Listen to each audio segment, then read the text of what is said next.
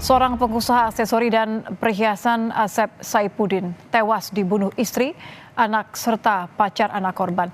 Tetangga korban mengaku saat kejadian tidak mendengar suara apapun dari rumah korban. Tetangga rumah yang berada persis di sebelah rumah korban tidak mendengar suara gaduh atau teriakan dari rumah korban. Bahkan saat kejadian, rumah korban terlihat sepi pada malam itu. Menurut tetangga, istri dan anak mengatakan korban tewas akibat terbentur lemari pada malam kejadian. Di mata tetangga, korban dan pelaku tidak pernah mendengar pertengkaran, bahkan keluarga terlihat harmonis. Saat kejadian teteh dengar nggak ada cekcok atau suara apa gitu? Nggak ada suara apa-apa. Tahu-tahu ya pas orang-orang juga udah pada ngumpul. Tahu korban udah meninggal gitu ya? Iya, lihat korban udah meninggal kayak gitu. Tapi hari-hari sebelumnya pernah denger cekcok, berantem gitu? Enggak sih, nggak pernah. Iya, berarti selama ini si korban dan pelaku ini rukun-rukun aja ya Teh ya? Iya, setahu saya mah. Nggak pernah ada. Nggak pernah kedengeran cekcok kayak orang kan kalau berantem suka kedengeran ya, emang nggak ada suara kayak gitu. Seorang pria di Setu, Kabupaten Bekasi tewas di tangan istri, anak, dan pacar sang anak. Pelaku lalu memakai data korban untuk melakukan pinjaman online hingga puluhan juta rupiah. Polisi berhasil mengungkap kasus pembunuhan Asep Saipuddin, seorang pengusaha aksesori dan perhiasan di Kabupaten Bekasi, Jawa Barat. Istri, anak kandung, dan pacar anak korban menjadi dalang pembunuhan Asep. Kecurigaan muncul saat keluarga korban melihat sejumlah luka di tubuh korban. Meski saat itu korban sudah dimakamkan, adik korban meminta polisi melakukan ekshumasi. Kecurigaan itu diperkuat dengan adanya transaksi pinjaman online sebesar 56 juta rupiah di dua aplikasi setelah korban dinyatakan meninggal dunia. Usai melakukan penyelidikan, polisi akhirnya menetapkan J dan SNA, ibu dan anak korban, serta HP, pacar anak korban, sebagai tersangka. Para pelaku merekayasa kematian korban seolah-olah meninggal karena sakit akibat tertimpa lemari. Motif ekonomi melatar belakangi ulah pelaku. Selain itu, kekasih anak korban sakit hati karena tidak mendapat restu dari korban. Setelah korban meninggal dunia, pelaku mengambil telepon genggam korban, kemudian melakukan transaksi pinjaman online, ya, itu sebesar 13 juta rupiah. Kemudian melakukan transaksi juga isi cash, ya, isi cash sebesar 43.500.000 rupiah. Untuk motif ini ada motif ekonomi dan ada motif sakit hati terhadap korban. Namun, alasan motif ekonomi pelaku dibantah oleh adik korban. Artinya terbantahkan Bang ya, kalau misalkan kayak pengakuan pelaku kemarin pas di kepolisian bahwa kebutuhan ekonominya nggak terpenuhi atau gimana Bang? Nggak mungkin lah, itu sangat nggak mungkin. Soalnya ya kita tahu mestinya itu nggak mungkin, orang mereka makan bareng, keluar jalan-jalan pasti bareng. Terus saya tahu kondisi keuangannya nggak mungkin karena ekonomi.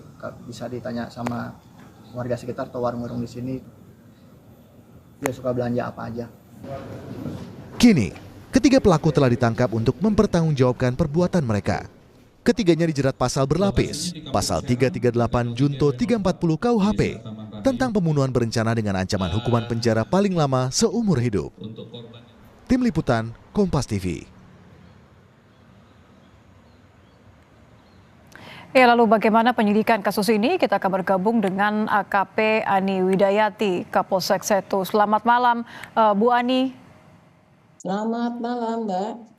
Dengan itu ya, Bu Ani, ini mengenai kasus yang kemudian ada istri, anak, dan calon menantu ya, yang tega membunuh korban. Apakah benar ketiga tersangka ini sempat merekayasa kasus pembunuhan ini?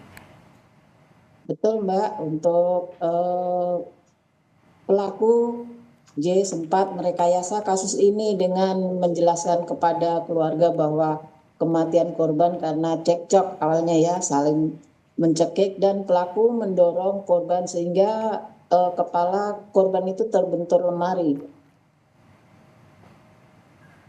Kalau pengakuan dari ketiganya, ini artinya merencanakan untuk membunuh korban atau sejak kapan sebenarnya? Jadi ketiga pelaku itu sudah merencanakan akan menghabisi nyawa korban sejak 2 minggu sebelum kematian, yaitu tanggal 17 Juni dan tanggal 24 Juni dengan cara mencampurkan minuman rinso cair atau soplin ke dalam minuman soda susu dan floranida. Floradina, maaf Mbak. Berarti kalau ini berarti dugaannya adalah diberikan racun terlebih dahulu atau ada aksi sebelumnya, Bu Ani? Diberikan itu minuman dulu, diracun terlebih dahulu. Kalau motif, apakah ketiganya memiliki motif yang sama, motif ekonomi, atau sebenarnya ada motif yang berbeda dari ketiga tersangka ini? Ada motif yang berbeda ya Mbak ya, para pelaku sakit hati ya. Untuk inisial J itu sakit hati karena di nafkahnya sebenarnya kan suaminya juga orang punya ya, berada, cuman Maaf Bu Ani, J ini berarti istrinya ya? Betul. Jadi dia cuma dikasih nafkahnya 100.000 per hari. Terus tersulut emosi ketika mendengar adanya pembelian HP oleh korban dan tidak diketahui HP itu untuk siapa. Terus untuk SN kecewa karena tidak mendapat restu dari korban. Berarti SN ini adalah anaknya ya? Ya, terus untuk HP sakit hati juga karena sudah pacaran 4 tahun tidak direstui. Jadi setiap HP main ke rumah korban dicuekin, tidak mendapat respon yang baik. Kalau dari penyelidikan sejauh ini berarti siapa yang pertama kali melontarkan niat untuk atau rencana untuk kemudian membunuh korban ini? Ya tetap mereka bertiga Mbak. Jadi bertiganya melakukan kesepakatan untuk merencanakan pembunuhan. Apakah sudah diketahui mungkin siapa yang pertama kali melontarkan rencana ini, Ibu? Awalnya untuk HP itu karena sudah 3 kali gagal dalam rencana pembunuhan itu dengan minuman tadi, terus HP memberikan inisiatif mungkin untuk sekarang langsung dieksekusi aja. Nah, disepakati oleh J, begitu Mbak. Boleh dijelaskan kembali berarti peran dari masing-masing tersangka ini apa saja Ibu, pembagian perannya seperti apa? Jadi untuk si HP itu dia mencekek dan memukul korban dengan helm.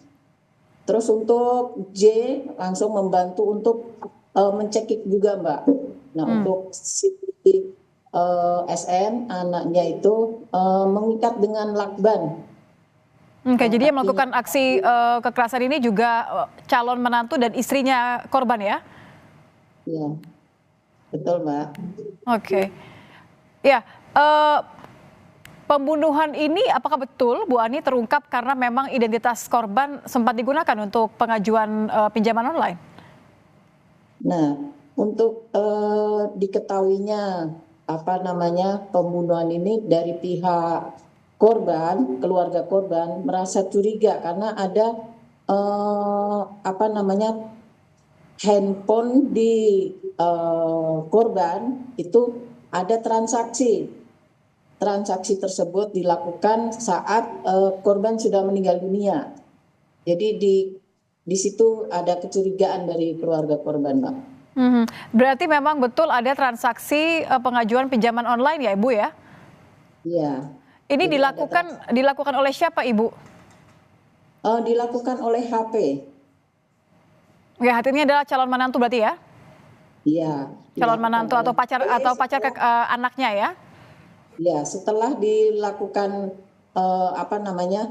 transaksi tersebut sama HP itu ditransfer ke rekening SN. Dan SN juga langsung mentransfer ke rekening HP, gitu Mbak. Jadi ditransfer ke rekening anak korban.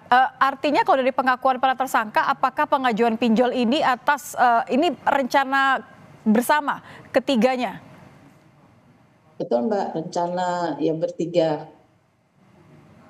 Jadi untuk membayar utang-utang si SN tersebut dan untuk membayar utangnya calon mertua si ibunya itu. Oh, jadi sebenarnya istri korban ini sedang terlilit hutang begitu? HP korban bukan yang terlilit hutang itu si HP. Namun Oh, menantunya.